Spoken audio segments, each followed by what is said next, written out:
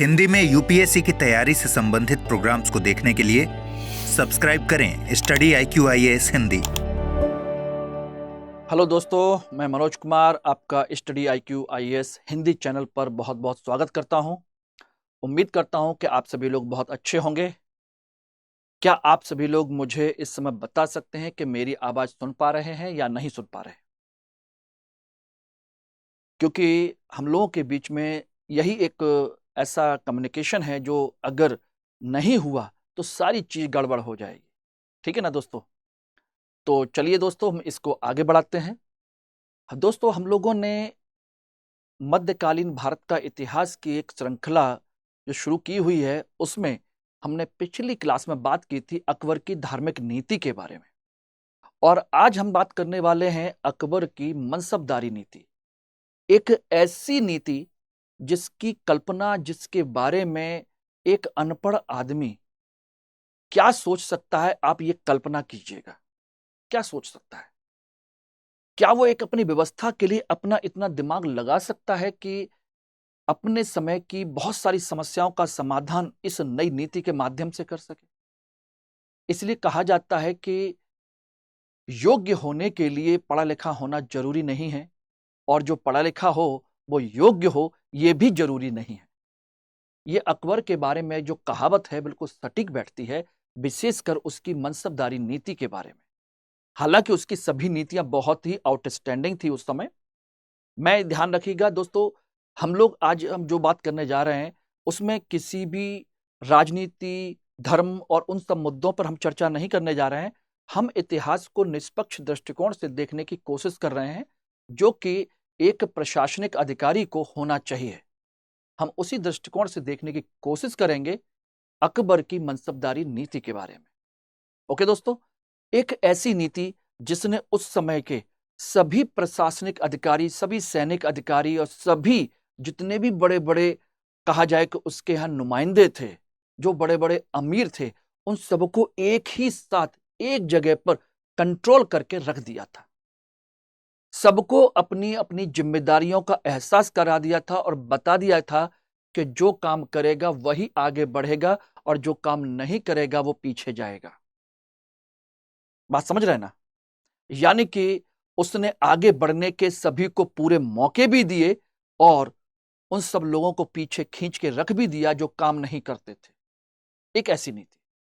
यही वजह है कि उस नीति की वजह से ही मुगल साम्राज्य इतने लंबे समय तक चलता भी रहा और साथ के साथ अकबर ने एक बड़ा विशाल साम्राज्य खड़ा भी कर दिया। जबकि सोचिए कि जिस समय वो दिल्ली पर, आगरा पर उसने कब्जा किया था, खासकर हुमायूं के समय में, तो उसके हाथ से सत्ता चली भी गई थी। केवल पंजाब के छोटे से इलाके में सोचिए बैरम खां के साथ एक युद्ध में भागीदारी कर रहा था, और यहां पर सोचिए औरंगजेब की, हुमायूं की मृत्यु हो चुकी थी और उसके हाथ में कुछ भी नहीं बचा था और हेमू ने कब्जा कर लिया था। सोचिए वहां से जीरो से उसने अपनी जो जर्नी है साम्राज्य की, उसको शुरू किया और एक विशाल साम्राज्य में खड़ा कर दिया और मुगल साम्राज्य की वास्तविक स्थापना की। बात समझिएगा। इसी परंपरा पर आज हम लोग बात करने चलेंगे अपने मुद्दे पर, अकबर की मनसबदारी नीति। और उससे पहले आप सभी लोगों के लिए एक महत्वपूर्ण सूचना है जो आपको समझनी चाहिए। जो लोग 2024-25 में एग्जाम देना चाह रहे हैं, विशेषकर 2024 का एग्जाम क्वालिफाई करना चाहते हैं, ध्यान रखिएगा दोस्तों, क्वालिफाई करना चाहते हैं और अपने आप को एक सिविल सेवक के रूप में देखना चाहते हैं, तो वो लोग जल्दी से हमारे यूपीएससी P2I बैच, जो हिंदी मीडियम का पहली बार बैच स्टार्ट किया जा रहा है, इसको जरूर ज्वाइन करें। यह बैच अन्य बैच से कैसे अलग है इसको आप देख सकते हैं। सामान्य तौर पर सभी बैच जो होते हैं फाउंडेशन कोर्स के चलाए जाते हैं और वो अपने अपने समय पर प्री कम मेंस के हिसाब से क्लास चलती है। लेकिन जो P2I बैच है, इसमें हम लोगों ने 3 से 4 अलग अलग चीजें डिवाइड की हैं। एक, अभी से लेकर के आपके जनवरी तक हम प्री और मेंस के टॉपिक को कंप्लीट करेंगे, ठीक है ना। जनवरी से लेकर के मई तक हम प्रारंभिक परीक्षा पर पूरा फोकस करेंगे, जिससे कि आपका रिजल्ट आ सके। उसमें आपकी test series, daily weekly practice, सब कुछ इंक्लूड होगा। Prelims focus, okay. और उसके बाद जैसे ही प्रीलिम्स का रिजल्ट आता है, तुरंत बाद जून से लेकर के मेंस के टाइम पीरियड तक 4 महीने तक हमारा जो प्रोग्राम है स्टडी IQ का, वो है मेंस रेजिडेंशियल प्रोग्राम। यानी कि आवासीय सुविधा के साथ आपको अपने सेंटर पर बुला करके रखना, आपको आंसर राइटिंग कराना, प्रैक्टिस कराना, जो इंपॉर्टेंट टॉपिक बचे हुए उन सबको कवर करना, उन पर पूरी की पूरी मेहनत करके अपनी स्किल को डेवलप करना। और इसके लिए आप सभी लोगों को दिल्ली में यहाँ बुलाया जाएगा। रहने खाने की व्यवस्था संस्थान की तरफ से की जाएगी, इसके लिए आपको चिंता करने की आवश्यकता नहीं है। बात समझे नहीं? डेडिकेशन के साथ मेंस पर फोकस करना और उसके मेंस के बाद आपको इंटरव्यू के लिए पूरी तैयारी कराना, डिटेल एनालिसिस फॉर्मेट के थ्रू। फॉर्म जो है उसमें 1 to 1 आपको मेंटरशिप दी जाएगी, test series, practice, everything will be provide. अब सोचिए इसके लिए आपको क्या चाहिए, और सोचिए इसके लिए बहुत नॉमिनल फीस रखी है स्टडी IQ ने आपके घर बैठ करके, मात्र 70,000 रुपए। और यदि आप अपने आप को सुरक्षित करना चाहते हैं, जिनकी आर्थिक स्थिति खराब है, जो नहीं पे कर सकते और जो पढ़ना चाहते हैं, उन सब लोगों के लिए आप लोग MK लाइव कोड यूज करके मात्र 29,999 रुपए में अपना ये कोर्स आज ही ज्वाइन कर सकते हैं। और ये बैच 19 जून से स्टार्ट हो रहा है शाम को 6 बजे से। ठीक है ना? ध्यान रखना, पर डे 3 घंटे की क्लास होगी, 2.5 से 3 घंटे की पूरे प्री मेंस ओरिएंटेड क्लास होगी। इसमें मटेरियल से लेकर के, मेंटरशिप से लेकर के, टेस्ट सीरीज से लेकर के, आंसर राइटिंग से लेकर के सब कुछ आपको मिलेगा। ओके एवरीबॉडी, तो ये है एक इंफॉर्मेशन जो रियली में इस बार अपने आप को सफल होना देखना चाहते हैं। ठीक है, चलिए अब इसके बाद हम लोग अपने टॉपिक पर बढ़ते हैं। मैं मनोज कुमार पुनः आपका सभी का स्वागत करता हूं study IQ IAS Hindi channel पर, जो कि आपका अपना हम सबका चैनल है और आपकी सफलता के लिए डेडिकेटेड है। ओके, चलिए तो आज का जो टॉपिक है दोस्तों, वो है आपके अकबर की मनसबदारी नीति। और जो हमारा लेक्चर है वो 16th लेक्चर है। और जो लोग इसमें जुड़ना चाहते हैं, जो कोई भी कोर्स परचेज करना चाहते हैं, अपनी फीस में डिस्काउंट चाहते हैं, तो दोस्तों MK लाइव कोड को जरूर इस्तेमाल करिए। और ये मेरा टेलीग्राम चैनल है मनोज कुमार 2.0, इसके माध्यम से आप मुझसे कनेक्ट रह सकते हैं कंटिन्यू। और ये मेरी मेल ID है जिससे आप मुझसे जुड़े रह सकते हैं, manoj.kumar1@studiiq.com। ठीक, चलिए मनसबदारी नीति। ये मनसबदारी नीति है क्या? देख रहे होंगे एक शासक बैठा हुआ है, कुछ लोग बहुत पास में बैठे हुए हैं, कुछ लोग थोड़े से दूर बैठे हुए हैं, कुछ लोग पीछे खड़े हुए हैं। ये आप देखिएगा, यानी कि सबकी अपनी अलग अलग पोजीशन है। अब कहोगे कि ये इस पोजीशन का लेना देना क्या है? यही तो मनसबदारी नीति है। यानी कि अब आप देखते होंगे अपने यहां पर, हमारे आप और हम जब जॉब करते हैं तो हमारा सबका अधिकारियों का पे ग्रेड अलग अलग होता है। किसी का 4200, किसी का 4700, किसी का 5200, किसी का 6500, किसी का 7200। ये अलग अलग पे ग्रेड हैं और उसी हिसाब से पे ग्रेड के हिसाब से आप A class, B class, C class officers होते हैं। ऑफिसर्स क्या है? ये वही तो है। ये कहीं ना कहीं उसी से मिलती जुलती चीज है। अलग अलग पे ग्रेड के हिसाब से अलग अलग ऑफिसर की रैंक। जैसे प्रमोशन होता चला गया, पे ग्रेड बढ़ता चला जाएगा, आपका प्रेस्टीज जो है, आपका जो कहा जाए कि समाज में ओहदा है, प्रशासनिक व्यवस्था में आपका जो ओहदा है, वो बढ़ता चला जाएगा। ठीक है ना? इसी तरह की प्रणाली है मनसबदारी नीति। मनसबदारी नीति कुछ भी नहीं है, सिंपल सा अगर एक लाइन में कहें तो यह एक प्रशासनिक अधिकारियों का से संबंधित एक नीति है। ध्यान रखिएगा, बाबर के समय में, ध्यान रखना दोस्तों, बाबर के समय में प्रशासनिक अधिकारियों को वजहदार कहते थे। क्या कहते थे? वजहदार। उस समय जो अधिकारी थे, प्रशासनिक अधिकारी जो प्रशासनिक व्यवस्था को संचालित करते थे, उन्हें वजहदार कहा जाता था। और हुमायूं के समय में भी यही व्यवस्था चलती रही। हुमायूं के समय में भी यही चलती रही। इनको वजहदार ही कहा जाने लगा क्योंकि बेटा तो उसी का है। लेकिन हुमायूं ने अपने समय में इन अधिकारियों को एक अलग अलग व्यवस्था के अनुसार उनके ग्रुप अलग अलग बनाए थे। ध्यान रखना, हुमायूं ने इन प्रशासनिक अधिकारियों के 12 ग्रुप बनाए थे। यानी कि पहली बार प्रशासनिक अधिकारियों को उनकी योग्यता के अनुसार, उनकी क्षमता के अनुसार, उनकी विशेषता के अनुसार अलग अलग गुट में बांटने का प्रयास किसने किया था? हुमायूं ने। ठीक है ना। अकबर के समय में इस प्रणाली में उन वजहदारों को, प्रशासनिक अधिकारियों को मनसबदार कहा जाने लगा। क्या कहा जाने लगा? मनसबदार। ठीक है ना। अर्थात उनको एक मनसब मिला हुआ था, और मनसब मिला हुआ है तो इसलिए वो कौन है? मनसबदार है। ठीक, क्लियर हो गया। और जैसा जैसा मनसब होता था, जिसका जो जो पद होता था, उसी हिसाब से उनके बैठने की व्यवस्था होती थी। आपको बता दें, आपको जानकर आश्चर्य होगा, आप ने औरंगजेब के समय में शिवाजी की कहानी तो आपने सुनी होगी कि एक बार औरंगजेब ने शिवाजी को, जहां जयसिंह, राजा जयसिंह जो कछवाहा हैं जयपुर के, उनके थ्रू उन्होंने गिरफ्तार करवा लिया था। मतलब उनको हराया था पुरंदर उसकी संधि के माध्यम से, और उनको वापस कहां लेके आए थे? आगरा में पकड़ के लाए थे। लेकिन उनको गिरफ्तार उस तरीके से नहीं किया गया था, बल्कि सरेंडर करवाया गया था। ठीक है ना। कंडीशन ये थी कि उनको औरंगजेब के दरबार में लाया गया, और दरबार में उनको एक मनसब भी दिया गया कि आप हमारे एक अधिकारी बनकर के रहिए। उनको 2000 का मनसब भी दिया गया, और उनको पीछे खड़ा कर दिया गया इस तरह से, पीछे खड़े रहिए भाई, छोटे मनसबदार हैं, पीछे खड़े रहिए। और उनके जो बेटे हैं संभाजी, उनको 5000 का मनसब दिया गया, उनको आगे बैठने की जगह मिली थी दरबार में। तो ये शिवाजी को बहुत बुरा लगा कि मैं एक राजा हूं और मुझे पीछे खड़ा कर दिया, मेरा बेटा आगे बैठा हुआ है, ये तो बेइज्जती वाली बात है। इसी बात से नाराज होकर के वो चले गए थे। औरंगजेब ने उसको गिरफ्तार करने के लिए कहा, लेकिन राजा जयसिंह ने उनको पूरी तरह सुरक्षित रखा, अपने किले में ही उनको बंद करके रखा। वो अब बाद की कहानी है, जो मैं सुनाना नहीं चाहता कि वो कैसे भागे, किस तरीके से भागे, लेकिन मैं बता रहा हूं कि जिस हिसाब का उनका पद होता था, उसी हिसाब से दरबार में उठने बैठने की उनकी व्यवस्था होती थी, और आज भी होती है। जैसे जैसे अधिकारी होते हैं, जैसे पद होता है, उसी हिसाब से उनकी व्यवस्था होती है। क्यों दोस्तों, समझ में आया कुछ नहीं? तो ये है मनसबदारी व्यवस्था के बारे में एक बेसिक चीज। अब बात करते हैं इसके आगे कि हकीकत में मनसबदारी नीति का परिचय और विकास। ये मनसबदारी नीति है क्या? पहली बात तो ये जानने की कोशिश कीजिए कि मनसब का मतलब क्या होता है।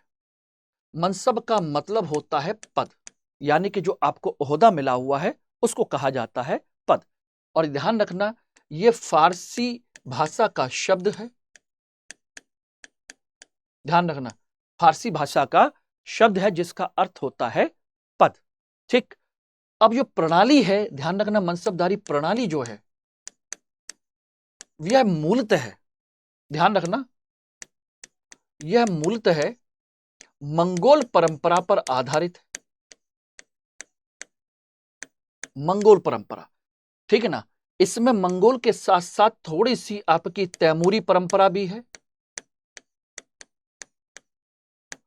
तैमूरी परंपरा भी इसमें शामिल है, और यह परंपरा जो है, ध्यान रखना, दशमलव पद्धति पर आधारित है।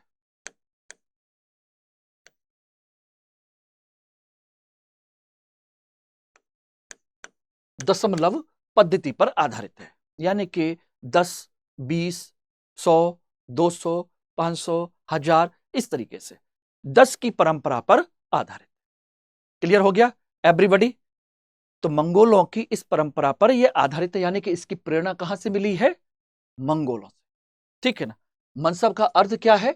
पद है। किसका पद? प्रशासनिक अधिकारियों का पद है। ओके एवरीबॉडी, क्लियर है? ध्यान रखिए, आराम से पढ़िए, समझिए इसको क्या है। बात आती है कि आखिर क्या ये एज इट इज इसने अपना ली? नहीं। इस मनसबदारी नीति को अकबर ने अपनाया जरूर था।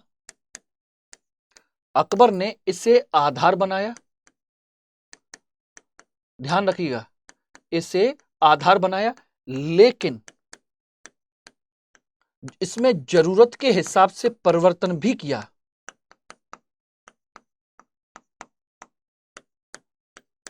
जरूरत के हिसाब से क्या किया? इसमें परिवर्तन भी किया, यानी कि सीधा सीधा टिप्पा नहीं मारा। क्यों दोस्तों, कहते ना, क्या कर लिया? नकल कर ली।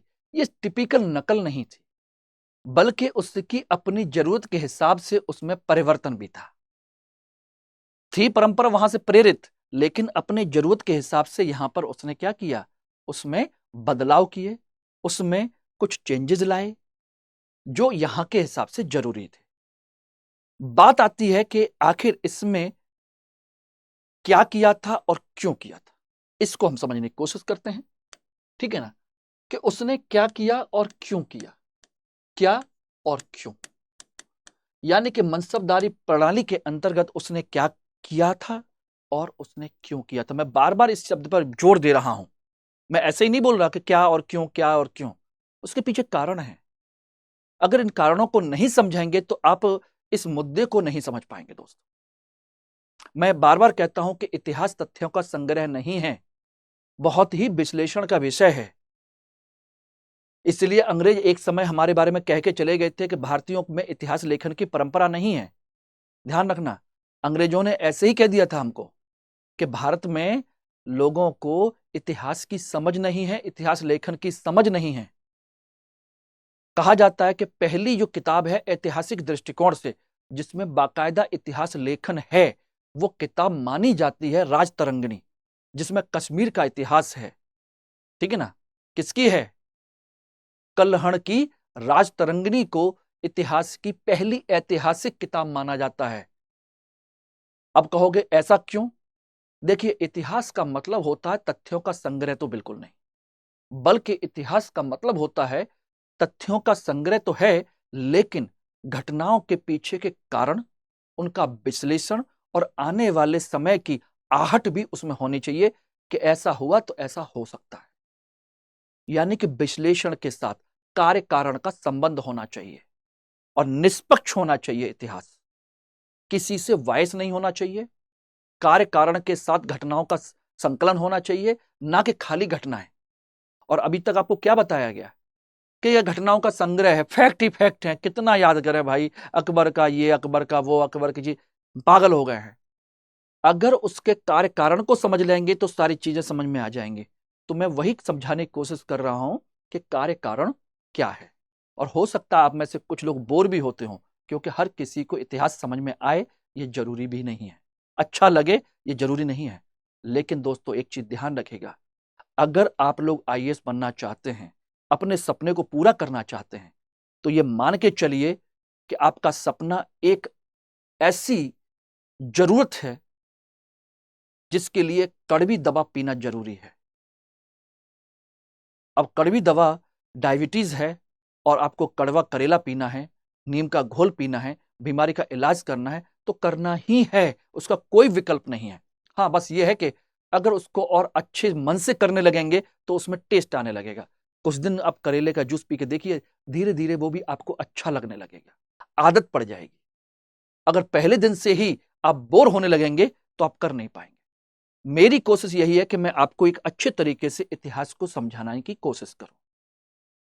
ओके दोस्तों, तो बात यही है कि आखिर उसने क्या किया था और क्यों किया था। पहले मैं चर्चा करूंगा क्यों किया था, उसके बाद क्या किया था, यह ऑटोमेटिक समझ में आ जाएगा। देखिए, उस समय की जो घटनाएं हैं, अकबर के समय की घटनाएं हैं दो तीन। एक घटना यह चल रही है कि अकबर के समय में शुरू से ही दरबार में गुटबाजी चल रही थी, यह आप अच्छे से जान रहे हैं। उसके अपने लोग उसके खिलाफ षड्यंत्र कर रहे थे, उसको मारने की कोशिश भी कर रहे थे कि इसको हटा दिया जाए। तो दो चीजें मूल रूप से थीं, एक दरबारी षड्यंत्र और दूसरा उसके खिलाफ गुटबाजियां। षड्यंत्र और गुटबाजी कौन करेगा दोस्तों, ध्यान रखना। तो ध्यान रखिएगा, एक क्या है गुटबाजी और दूसरे उसके दरबार में षड्यंत्र। बात यह आती है कि इनको करेगा कौन। इसके पीछे कारण है उस समय की व्यवस्था। व्यवस्था दो तरह की है, एक सैन्य व्यवस्था है, एक आपकी प्रशासनिक अधिकारियों की व्यवस्था है जो प्रशासनिक देखते हैं। और ध्यान रखना, ये दोनों व्यवस्था आज भी मौजूद हैं। तीसरी व्यवस्था है अमीरों की। अमीर लोग जो बड़े बड़े कहा जाए कि जमींदार हैं, बड़े बड़े मनसबदार हैं, बड़े बड़े जागीरदार हैं, उन लोगों की, जो इनके परिवार के खास लोग हैं, वो जरूरी नहीं है कि प्रशासनिक अधिकारी हो या सैन्य अधिकारी हो, ये अलग है। जैसे राजा मान सिंह, राजा टोडरमल, ठीक है ना, उसी तरीके से मोतमिद खां हैं, ठीक, अब्दुल समद हैं, बड़े बड़े लोग हैं, मिर्जा अजीज कोका हैं, ये सब बड़े बड़े अमीर लोग हैं। तो ये 3 तरह के लोग थे और तीनों अपने दरबार में अपने अपने तरीके से क्या करना चाहते थे, होल्ड करना चाहते थे, अपने तरीके से सिस्टम को चलाने की कोशिश करना चाहते थे। इसमें सबसे पीछे कौन थे? सैन्य अधिकारी, क्योंकि ये बाहर रहते थे। सेना और सैनिक अधिकारी हमेशा बॉर्डर पर रहते थे लड़ने झगड़ने के लिए। दरबार में कौन रहता है? ये और ये दोनों। इसलिए षड्यंत्र कौन करेगा? ये और ये कभी लड़ने नहीं जाते। ध्यान रखना, ये दोनों कभी लड़ने नहीं जाते क्योंकि दरबार में बैठते हैं। सेम उसी तरीके से आज आप आईएएस पीसीएस ऑफिसर हैं, घर के अंदर बैठ करके सारी व्यवस्था देखते हैं, अंदर से प्रशासन को चलाने की कोशिश करते हैं, लेकिन जब युद्ध होता है तो सेना में लड़ने नहीं जाते। वो सेना है, वो लड़ने जाएगी। उसको अंदर क्या हो रहा है उसको नहीं पता, और बाहर क्या हो रहा है आप ध्यान नहीं देना चाहते, लेकिन हम बाहर की चीजों कंट्रोल जरूर करना चाहते हैं। ये आपकी व्यवस्था है। इसलिए ध्यान रखिएगा, कोई भी सेना का अधिकारी आपके प्रशासन में नहीं आता, लेकिन प्रशासन का अधिकारी सेना में जरूर जाता है। वो कौन है पता है? आप ही के एग्जाम के माध्यम से एक पोस्ट क्रिएट की जाती है जिसका नाम है Indian defence account service, IDAS। मेरे साथ के कई सारे लोग हैं, कई सारे स्टूडेंट्स हैं और कई सारे मेरे फ्रेंड भी हैं जो डिफेंस अकाउंट सर्विस में जॉब कर रहे हैं। वो सेना के साथ सेना के डिपार्टमेंट में रहते हैं, अकाउंट सर्विस का काम देखते हैं, यानी कि सारी फॉर्मेलिटीज, सारी व्यवस्था, सारा फाइनेंस वही हैंडल करते हैं। और रिपोर्ट किसको करते हैं? सरकार को। उनकी रिपोर्ट के बाद ही जाकर के प्रशासनिक अधिकारी, वो सैनिक अधिकारी जो हैं, अपने काम चला पाते हैं। सोचिएगा, ये है। तो सोचिए कि सेना को कंट्रोल कौन कर रहा था? ये दोनों। और ये दोनों बैठे बैठे दरबार में षड्यंत्र करते रहते थे, ये परेशान रहते थे। ये देश को, साम्राज्य को बढ़ा रहे हैं, युद्ध कर रहे हैं, जान जोखिम में डाल रहे हैं, और ये क्या कर रहे हैं? गुटबाजी और षड्यंत्र। तो इस तरह की चीजों को उसने सोचा अकबर ने कि यार ये हो क्यों रहा है, इसके पीछे कारण क्या है। तो पता चला कि ये दोनों को दोनों बैठे बैठे करते रहते हैं अपने दरबार में बैठे बैठे, क्योंकि इन्हीं अधिकारियों में से कोई वकील है, सोचिए, कोई वजीर है, कोई कुछ है। सारा पैसा, वित्त, सुविधाएं, सारी चीज इनके हाथ में है। सेना को वेतन भी देना है तो ये दे रहे हैं, सेना को नियुक्त करना है तो ये कर रहे हैं, सब कुछ करना है तो ये इनके हाथ में है। उनके हाथ में कुछ नहीं है, केवल लड़ना है, तलवार भांजनी है, तोप के गोले चलाने हैं, बस इतना ही है। तो खुद सोचिए, तो इन्होंने क्या किया फिर? अकबर ने, सोचिए, इस व्यवस्था के तहत क्या किया? इन तीनों का एकीकरण कर दिया। क्या कर दिया? एकीकरण कर दिया तीनों का। मैंने कहा ना, जब तक ये समझ में नहीं आएगा, ये समझ में नहीं आने वाला। इसका मतलब हो गया, इन तीनों का एकीकरण कर दिया गया, अर्थात सभी के लिए सैन्य सेवा अनिवार्य कर दी। क्या आज हो सकता है ऐसा? सोचिए, आईएएस आईपीएस सबको सेना के अंडर में जाकर ट्रेनिंग तो दी जाती है, लेकिन काम नहीं करते। फिर करते हैं लेकिन उतना नहीं। ट्रेनिंग तो दी जाती है आईपीएस ऑफिसर को, बाकी सबको नहीं दी जाती। सोचिए, अकबर ने उस समय क्या किया? पूरे के पूरे सभी डिपार्टमेंट को यूनिटाइज कर दिया और सबको कह दिया कि सबको सैन्य सेवा करना अनिवार्य है। पहली बात, इसका मतलब है अब किसी को प्रमोशन चाहिए तो युद्ध में भाग लीजिए, अपना परफॉर्मेंस दिखाइए और उसके बाद आइए बताइए कि आपने क्या किया है। यानी कि प्राइज एंड पनिशमेंट सिस्टम, दंड और पुरस्कार की नीति कह सकते हैं इसको, उसने लागू की। सोचिए कि अकबर यहां पर कैसा है? अनपढ़ है। दंड और पुरस्कार की नीति, अनपढ़ है, तब वो इतना सोच रहा है। पढ़ा लिखा होता तो क्या सोचता? अब बताइए, यहां तक आपको समझ में आया कि नहीं आया? क्या किया था और कैसे किया था? ठीक, एवरीबॉडी, इट्स ओके। आराम से समझिए, कोई जल्दबाजी नहीं है। सभी के लिए सैन्य सेवा अनिवार्य, यानी कि अब सब लड़ने जाएंगे, सारी चीजें होंगी। अब इसके बाद उसने कब कब क्या क्या कैसे कैसे किया है उसकी भी चर्चा करेंगे कि क्या क्या किया, कैसे कैसे किया। ठीक है ना, ये क्लियर हो गया। अब इसका मतलब है, अब इसने इस व्यवस्था को कब और कैसे शुरू किया वो देख लेते हैं। सबसे पहले सोचिए, अकबर ने अपने शासन के 18वें वर्ष में, प्रारंभ से ये सब नहीं किया था उसने, पहले दिन से नहीं किया है, जैसे जैसे समस्याएं आती गई उनका समाधान करता चला गया। 18वें वर्ष में उसने घोड़ों पर दाग की प्रणाली शुरू की।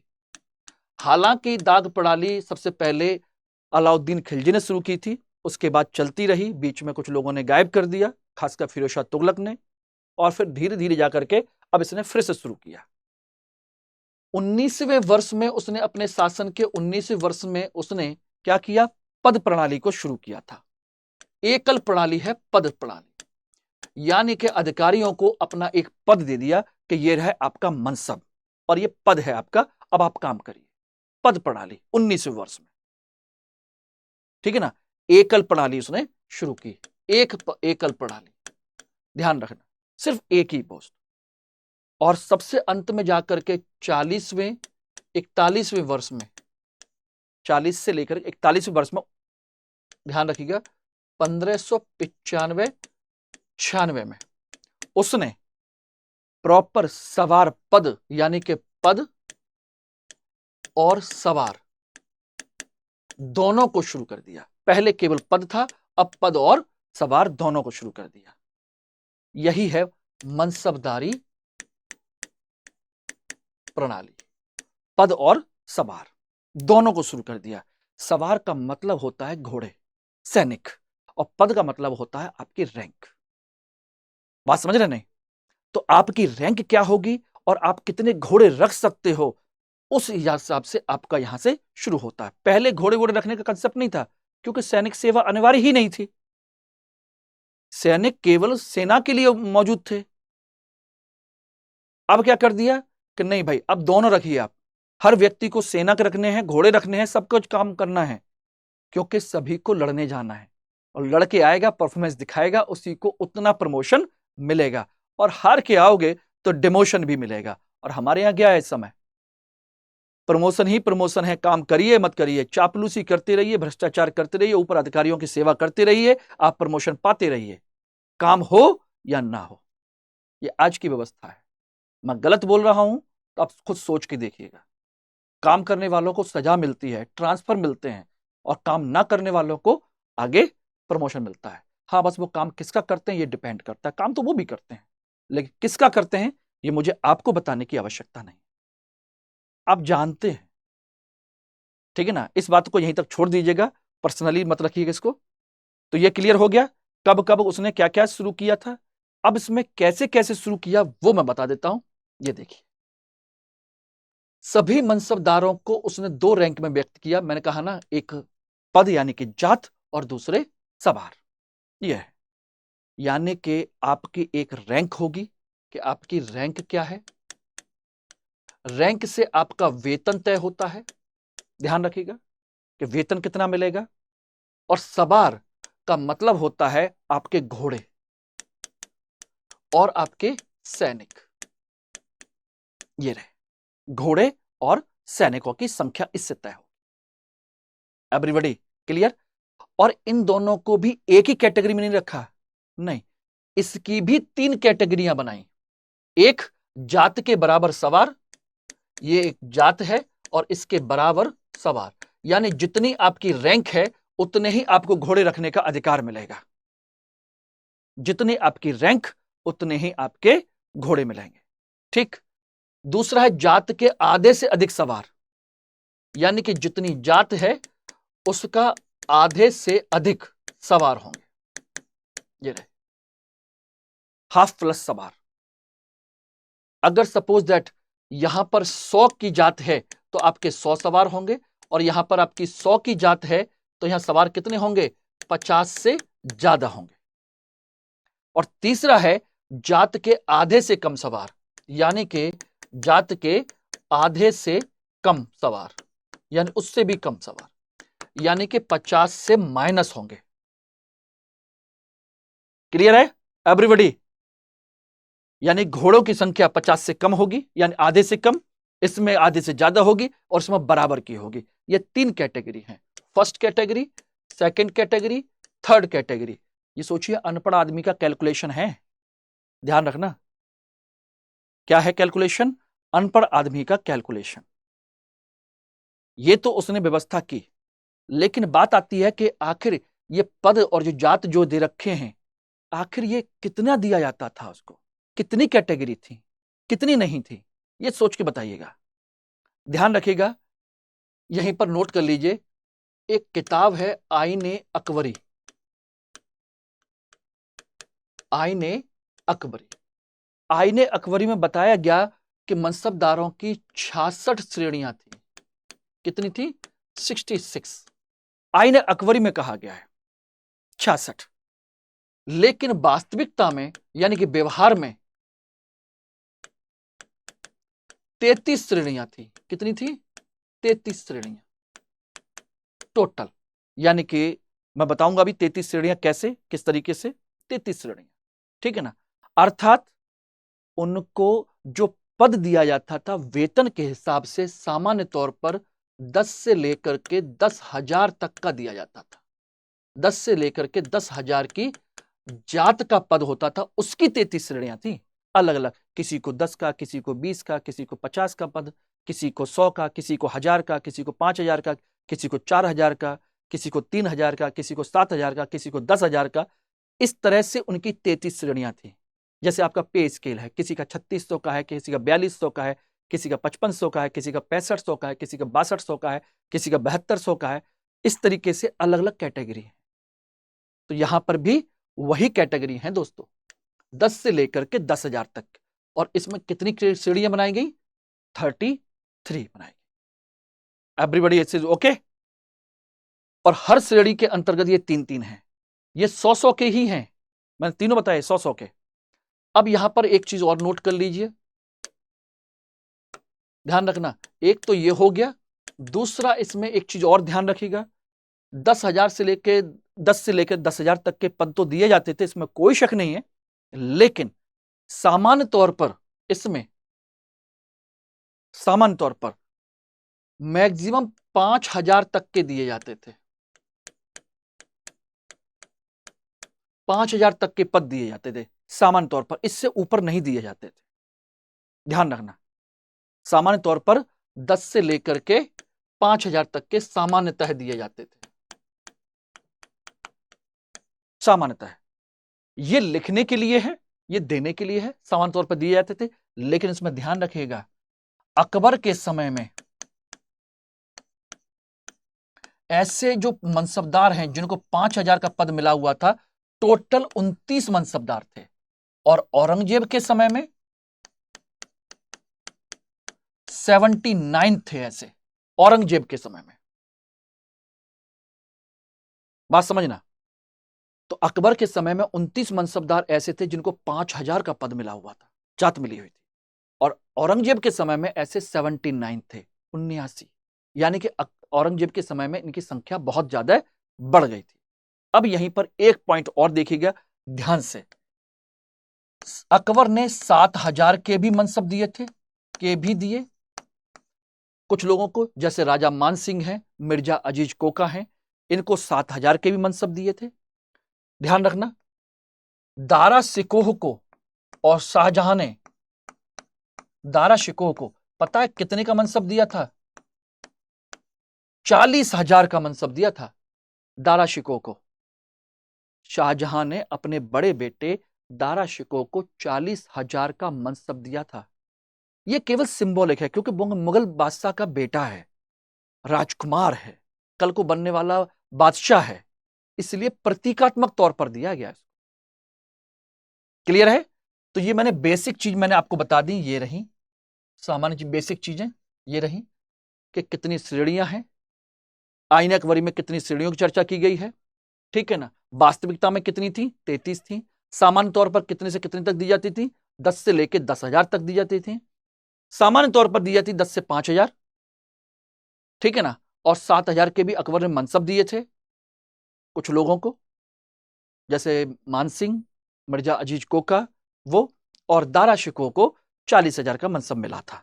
ठीक है everybody, it is okay? Clear? तो यहां पर समझ लीजिएगा कि जो 3 कैटेगरी हैं, अगर मनसब यानी कि जात 100 की है तो यहां पर 100 सवार मिलेंगे, ध्यान रखना, यानी 100 सैनिक। ठीक, अगर यहां पर 100 की है, सेकंड कैटेगरी में है, तो यहां 50 से ज्यादा मिलेंगे, 100 से कम, 50 और 100 के बीच में मिलेंगे। ठीक है, और तीसरी कैटेगरी का है तो यहां पर 50 से कम मिलेंगे सवार। क्लियर हो गया एवरीबॉडी? यानी कि आपका पद तो तीनों का 100-100 का ही है। आप 3 लोग हैं, अकबर ये चाहता है कि आप 3 लोग हैं, तीनों का बराबर का पद है। ठीक है, कोई दिक्कत नहीं है, लेकिन इसमें से आप में से जो अच्छी परफॉर्मेंस कर रहा है उसको मैं दूंगा फर्स्ट क्लास कैटेगरी का, दूसरे को दूंगा सेकंड क्लास का, तीसरे को दूंगा थर्ड क्लास का कैटेगरी का। हाँ, आपका रैंक बराबर है, इसमें कोई शक नहीं है, लेकिन घोड़े कम मिलेंगे। क्या मिलेंगे? घोड़े और सैनिक कम मिलेंगे। घर वाले अब क्या कहेंगे, तुम हो तो उनके बराबर के ही, ठीक है ना, लेकिन तुमको घोड़े कम मिले हैं, तुम्हारा क्या इज्जत है? तुम्हारे दोस्त की ज्यादा इज्जत है, उसको फर्स्ट क्लास कैटेगरी मिली, तुमको सेकंड मिली है। ठीक है, तुम सैलरी बराबर मिल रही है, लेकिन ओहदा तो नहीं है ना। तो सोचिए कि एक ही ओहदे पर 3 कैटेगरी बना दी उसने कंपटीशन बढ़ाने के लिए। बोले कि अब षड्यंत्र मत करना, बैठ करके कंपटीशन करो, अपने आप को आगे कैसे लेके जाना है, वरना समाज में, घर में, परिवार में इज्जत नहीं मिलेगी। ठीक है ना, आज की तरह नहीं है कि अरे जो चापलूसी कर लेंगे ना, अब तो सबको काम करना पड़ा है। तो मनसबदारी नीति का उद्देश्य क्या है अब हकीकत में उद्देश्य है प्रतिस्पर्धा। बोले षड्यंत्र हटाओ, प्रतिस्पर्धा बढ़ाओ। और हमारे यहां क्या हो रहा है? यही नहीं हो रहा बस, इसलिए भ्रष्टाचार ये सब खूब चल रहा है, क्योंकि उसी से काम चल रहा है। क्लियर हो गया नहीं हो गया आपको सभी लोगों को, एवरीबॉडी? ठीक, समझ में आ रहा है ना? तो यह है अकबर की मनसबदारी नीति का उद्देश्य क्या है? सभी सैनिकों के बीच में प्रतिस्पर्धा बढ़ाना, सभी को षड्यंत्र और सोचिए गुटबाजी से रोक करके उनके अंदर एक नई चेतना पैदा करना, उनमें संघर्ष की भावना पैदा करना, देश और समाज के लिए कुछ करने का जज्बा पैदा करना, षड्यंत्र ना करें, बस यह है। ओके, मैंने कहा था कि 10 से लेकर 10,000 तक के जात के पद दिए जाते थे, और इनकी लगभग कितनी कैटेगरी बनाई थी? 33 श्रेणियां बनाई गई थी। ये मैंने आपको बता ही दिया, कितनी श्रेणियां हैं? 33। इनमें से जिन पदों को 10 से लेकर 500 तक का मनसब दिया जाता था, ध्यान रखना, 10 से लेकर के 500 का मनसब दिया जाता था, उनको मनसबदार कहा जाता था। और जिन्हें 500 से 5,000 तक, 2500 तक का दिया जाता था, उन्हें अमीर कहते थे। और जिनको 2500 से अधिक का जात का पद दिया जाता था, अमीर उल उम्दा कहते थे। ये और नोट कर लीजिए, अमीर उल उम्दा कहा जाता था। क्लियर हो गया? अब इसमें ध्यान रखिएगा, अब 2 चीजें हैं मैं जो बताने जा रहा हूं। वेतन, इस नीति से पहले, यानी इससे पहले, वेतन का अधिकार था वजीर के हाथ में, पास। अब इसके बाद हो गया, वेतन का अधिकारी कौन बन गया? ध्यान रखना, वेतन का अधिकारी बन गया मीर बख्शी। कौन बन गया? मीर बख्शी, यानी कि मुख्य सेनापति। क्वेश्चन पूछा जाता है कि मुगल काल में मुख्य वेतन अधिकारी कौन था? बोले मीर बख्शी था मुख्य वेतन अधिकारी। क्यों? जब हर व्यक्ति सैनिक है तो सैनिक की जैसी परफॉर्मेंस होगी, उसके पास जितने घोड़े होंगे, जितनी व्यवस्था होगी, उसी के हिसाब से ही तो सेना का वेतन मिलेगा, उसका वेतन मिलेगा। और वेतन पर सिग्नेचर कौन करेगा? मीर बख्शी।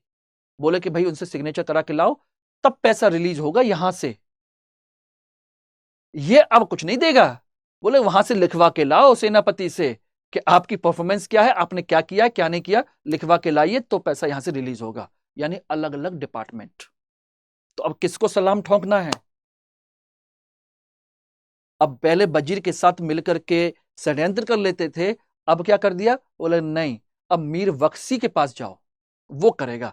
अब मुख्य वेतन अधिकारी यह हो गया, एक चीज। दूसरी चीज इसमें और समझ लीजिए, वेतन में 10 से लेकर के 100 तक जो मनसबदार होते थे, उनको मिलता था नगद वेतन। क्या मिलता था? नगद वेतन, और 100 से ऊपर के जो होते थे मनसबदार, उनको मिलती थी जागीर। वेतन के बदले में क्या मिलती थी? जागीर। बोले ये जागीर तुम्हारी है, वेतन के बदले में यहां से जो कुछ पैदा होगा अपना खर्च निकालिए यहां से, ये आपकी जागीर है, जाइए। तभी तो जागीरदार बने थे।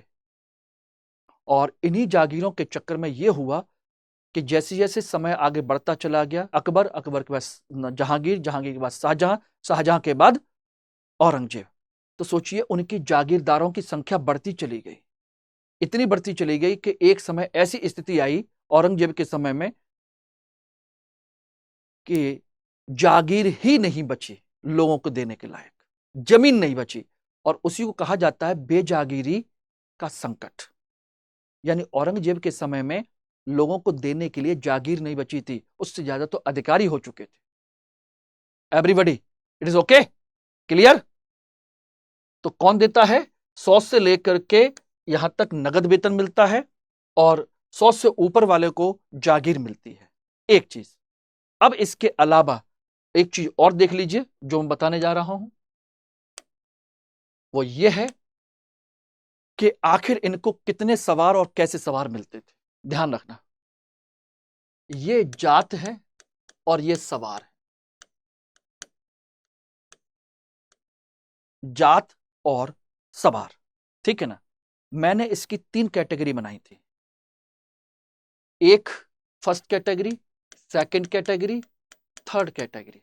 ठीक, मान के चलिए कि ये 5,000 का मनसब है, तो यहां पर 5,000 सवार होंगे। ठीक, यहां 5,000 का मनसब है, सेकंड कैटेगरी का है, तो यहां 2,500 से लेकर के 5,000 के बीच में होंगे। ये थर्ड कैटेगरी का है, 5,000 का मनसबदार, तो यहां क्या होंगे? 2,500 से कम होंगे।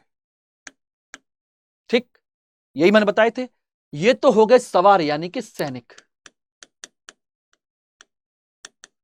बात ये आती है कि इनको घोड़े कितने मिलेंगे। क्वेश्चन यहां पर है, सोचिएगा, घोड़ों कितने मिलेंगे? घोड़े, सैनिक तो हैं, सवार तो हैं। अब आपके दिमाग में आ रहा होगा, सर जितने सैनिक होंगे उतने ही घोड़े मिलेंगे, क्योंकि यह सवार का मतलब घुड़सवार है, पैदल सैनिक नहीं। ध्यान रखना, यह सिर्फ सवारों के लिए बात हो रही है। सवार मतलब घुड़सवार, पैदल सैनिक पदाती नहीं होते इसमें।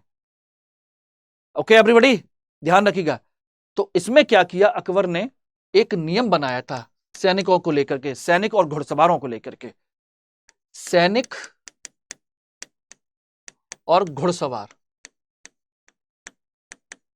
और उसका नाम था दहविस्ती नियम। क्या नाम है? दहविस्ती का नियम। यानी कि 10 सैनिकों पर कितने होंगे? 20 घुड़सवार होंगे। घोड़े यानी कि घोड़े ये रहे, यानी कि हर एक के पास 2 होंगे। ऐसा नहीं है, ऐसा नहीं है। ये तो कंफर्म है कि 10 सैनिक हैं, वो 10 सैनिक हैं तो 20 घोड़े होंगे। अरे भाई, युद्ध में कुछ लड़ाई झगड़े करते समय कोई घोड़ा गिर गया तो वो पैदल बन जाएगा ना, वो पैदल सैनिक बन जाएगा। तो कैसे काम चलेगा? फिर वो जमीन पर लड़ेगा। सेम क्या मिल रहा है उसको? वेतन मिल रहा है घोड़े पर लड़ने का। सैनिक भी घोड़े पर लड़ने वाला है, लेकिन घुड़सवार को अगर टारगेट कर दिया, घोड़ा गिर गया, तो पैदल ही लड़ेगा, वो काम ही नहीं कर पाएगा। इसलिए अकबर ने दहबिस्ती का नियम बनाया कि 10 सैनिकों पर 20 घोड़े होने चाहिए। यस, ठीक। अब बात आती है कि ये होंगे कैसे? ये होंगे कैसे?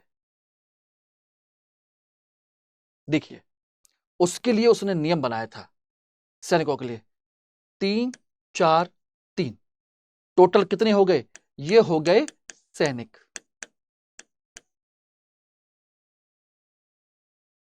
ठीक, ये हो गए सैनिक। 3 4 3, ये 3 कैटेगरी बना दी 10 सैनिकों की। इस पर 1 घोड़ा, इस पर 2 घोड़े, इस पर 3 घोड़े होंगे।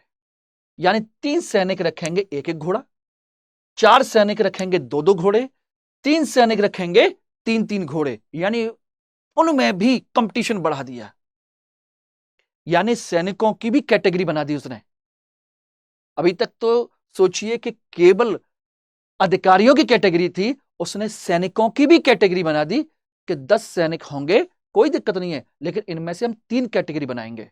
एक 3 ग्रुप होगा, फिर 4 का ग्रुप होगा, 3 का ग्रुप होगा। टोटल कितने हो गए? 10। ध्यान रखना, यानी कि 3 सैनिक रखेंगे 3 घोड़े, 4 सैनिक रखेंगे 8 घोड़े, और 3 सैनिक रखेंगे 9 घोड़े। तो टोटल कितने हो गए? 20 घोड़े। 10 सैनिक, 20 घोड़े। इसको कहते हैं दहबिस्ती का नियम। ये अच्छी अच्छी किताब में नहीं मिलेगा बेटा, ध्यान रखना, अच्छी अच्छी किताबों में नहीं मिलेगा। ये फॉर्मूला कैसे बनाया था उसने, समझ लीजिएगा, आराम से रिपीट करके सुनिए, समझिए। यहां पर तो उसने अधिकारियों की कैटेगरी बनाई थी, ये रहे, तीनों को बराबर के पद दिए हैं और सैनिक के आधार पर डिवाइड कर दिया। लेकिन उसने सैनिकों को भी डिवाइड किया घोड़ों के आधार पर। ये रहे 3 सैनिक, जिन्हें हम नीम सवार कहते हैं, जिनके पास केवल 3 सैनिकों के पास एक एक घोड़ा होगा। जो लड़ जाए, घिर जाए, जो भी हो, तलवार चलाएगा, जमीन पे चलाएगा, या घोड़ा गिर गया है तो। अगले 4 सैनिक होंगे, वो उनके पास, सबके पास 2-2 घोड़े होंगे। एक गिर जाए, एक मर जाए, तो दूसरा घोड़ा तुरंत मिलेगा। योग्य सैनिक होंगे ये। तीसरे उससे भी बेहतरीन के सवार होंगे, उनके पास 3-3 घोड़े होंगे। सैनिक होगा एक और वो घोड़े रखेगा 3। सोचिए, एक मर जाता है, दूसरा आएगा, दूसरा मर जाता है, तीसरा आएगा, क्योंकि ये घोड़ों पर लड़ने के विशेषज्ञ हैं। यही है दहबिस्ती का नियम। Everybody, it is clear? समझ में आ गया? समझ लीजिएगा। ऐसे ही मैंने टॉपिक नहीं डिसाइड किया कि मनसबदारी प्रणाली क्या है। क्वेश्चन पूछा जाता है कि सबसे कम कितने घोड़े रख सकता था एक सैनिक, सबसे कम घोड़ों की संख्या कितनी हो सकती थी मनसबदारी प्रणाली में? तो 20 की हो सकती थी। क्यों? क्योंकि 10 का मनसबदार था, और 10 का मनसबदार है तो स्वाभाविक सी बात है 10 पर 20 तो घोड़े रखेगा ही रखेगा। दहबिस्ती यही है कि नहीं? क्लियर हो गया एवरीबॉडी? तो इसका मतलब बताइए, 5000 का मनसबदार होगा तो उसके पास घोड़े कितने होंगे एक कैटेगरी के? अगर ये 5000 हैं तो दुगने होंगे 10,000 घोड़े। लेकिन उनकी भी कैटेगरी बट जाएगी अलग अलग, 3 कैटेगरी। समझ में आ गया कि नहीं आ गया? यही है कंसेप्ट, यही है सारी चीजें। ये अनपढ़ जैसा, अकबर जैसा अनपढ़ व्यक्ति की अवधारणा है दोस्तों, कि आपस में ये सब कैलकुलेशन करते रहो और परफॉर्मेंस देते रहो, बस इतना सा कंसेप्ट है। और यहीं से क्वेश्चन आपका बनेगा, इससे बाहर कोई क्वेश्चन नहीं बनना है, ठीक है ना? तो मैंने आपको पूरा ढांचा बता दिया कि मनसबदारी प्रणाली क्यों शुरू की गई, ठीक है ना, उसकी प्रेरणा कहां से आई थी, कब शुरू की गई थी, कैसे इसको शुरू किया गया था, इसका स्ट्रक्चर क्या है वो मैंने बता दिया, वेतन कैसे मिलता है वो मैंने बता दिया, अकबर के समय की सारी मनसबदारी प्रणाली के बारे में मैंने डिस्कस कर दिया, ठीक है ना। यही वजह है कि वो एक समय के बाद अपने फतेहपुर सीकरी में बैठ करके एंजॉय करता रहा, बाकी सारे सैनिकों को लगा दिया उसने काम पे, बोले जीतो, गुजरात जीतो, सिंध जीतो, कश्मीर जीतो, जो जीतना है, तो दक्षिण भारत का राज्य जीतो, बंगाल जीतो, जो समझ में आए वो जीतो, सबको छोड़ दिया, क्योंकि वो सब जीतेंगे, परफॉर्मेंस लाएंगे, तभी सेना का वेतन मिलना है। Okay everybody, it is okay, clear? ठीक, चलिए अब इसके आगे हम बात करते हैं कि भाई इसके समय में तो ये रहा, क्या किसी के समय में कुछ और परिवर्तन हुआ? यस, जहांगीर, शाहजहां और औरंगजेब, इन तीनों ने इस नीति में जाकर के थोड़ा थोड़ा परिवर्तन किया, ठीक है ना। जहांगीर के समय में 2 अस्पा और से अस्पा की नीति बनाई गई।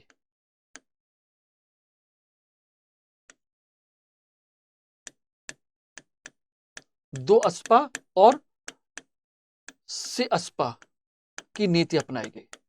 2 अस्पा और से अस्पा की नीति का मतलब है कि आपका जो पद है, आपकी जो जाति है, उसको वहीं पर रखेंगे, लेकिन आपके घोड़ों की संख्या दुगनी और तिगनी कर देंगे, जाइए युद्ध करिए।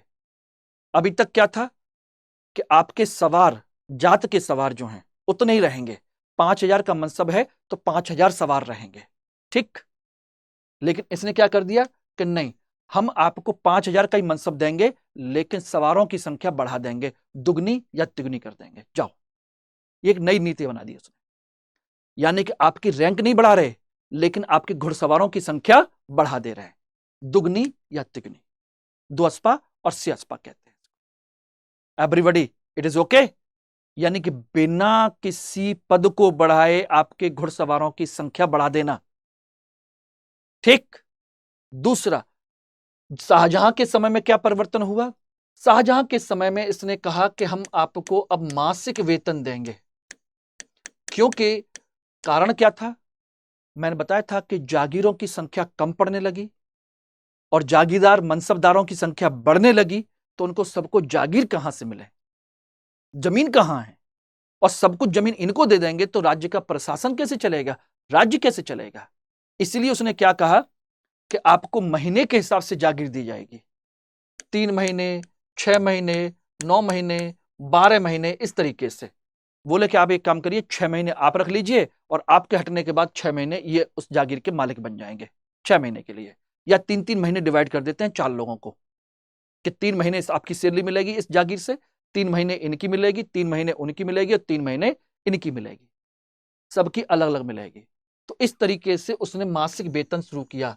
मासिक वेतन यानी कि जागीर मासिक आधार पर मिलेगी, जागीर, ठीक है ना, वेतन के बदले में। और चौथी जो इंपॉर्टेंट पॉइंट है औरंगजेब के समय में, वो था आपकी मशरूत जागीर, यानी कि सशर्त जागीर। और इनके समय में संकट खड़ा हो गया जागीरों का, इतना बड़ा संकट खड़ा हो गया कि उसके बाद जागीर ही नहीं बची। तो उसने क्या किया, एक काम करिए कि भाई हम महीना महीना जो जिसको देंगे वो देते रहेंगे, नहीं देंगे नहीं देंगे, कोई दिक्कत नहीं है।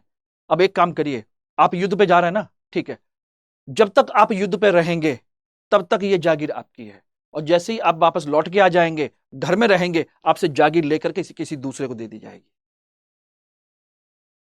सशर्त जागीर, केवल काम के लिए जागीर। बात समझ रहे हैं नहीं? जब तक काम है, यानी कि काम तक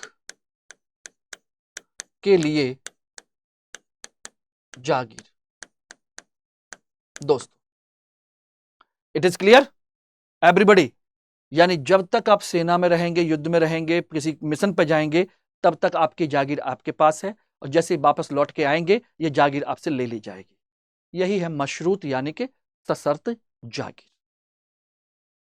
तो दोस्तों, अब बताइए ये सारी चीज क्लियर हुई कि नहीं हुई एवरीबॉडी? ओके, यही है, इतना ध्यान देना है। यह है पूरी मनसबदारी प्रणाली। कल हम बात करेंगे अकबर की, अगले टॉपिक में बात करेंगे जहां इंपॉर्टेंट होगा अकबर की आर्थिक नीति यानी कि भू राजस्व प्रणाली। बहुत इंपॉर्टेंट है, यानी पूरे मध्यकाल में ध्यान रखिएगा, भू राजस्व प्रणाली में या तो शेरशाह सूरी की नीति अच्छी है या फिर उसके आधार पर अकबर की, खासकर जिसे हम टोडरमल प्रणाली भी कहते हैं सामान्य तौर पर, ठीक है ना, ध्यान रखना। जिसको कि हम क्या कहते हैं, टोडरमल, आईने दहसाला, 10 साल का हिसाब किताब। कल उस पर चर्चा करेंगे डिटेल में, इसी तरीके से कब कब क्या क्या कैसे कैसे हुआ था, ठीक है ना।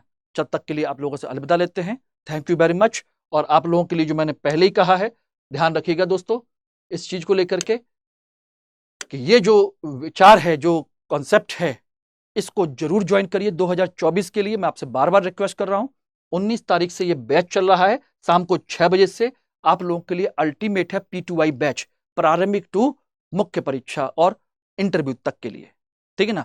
अलग अलग स्टेज पर हम अलग अलग रणनीति के साथ आपकी सफलता को सुनिश्चित करने की कोशिश कर रहे हैं, जिसमें हमारा मुख्य बल जो है आपके प्रारंभिक परीक्षा पर जनवरी से लेकर के मई तक पूरा प्रारंभिक परीक्षा पर रहेगा। उसके बाद मुख्य परीक्षा पर रहेगा, अलग से फोकस करेंगे, जिसके लिए हमारा मेंस रेजिडेंशियल प्रोग्राम स्टार्ट होगा। दिल्ली में आपको बुलाया जाएगा, ऑफलाइन की तरह पढ़ाया जाएगा, डिस्कस किया जाएगा दोस्तों। ओके, चलिए, all the best, thank you very much. MK live code इस्तेमाल करना मत भूलिए, जिसके माध्यम से आपको फीस केवल 29,999 देनी होगी, अन्यथा आपकी फीस ये होगी, ठीक। चलिए, all the best, thank you very much. Hindi में यूपीएससी की तैयारी से संबंधित प्रोग्राम्स को देखने के लिए सब्सक्राइब करें स्टडी IQ IAS हिंदी।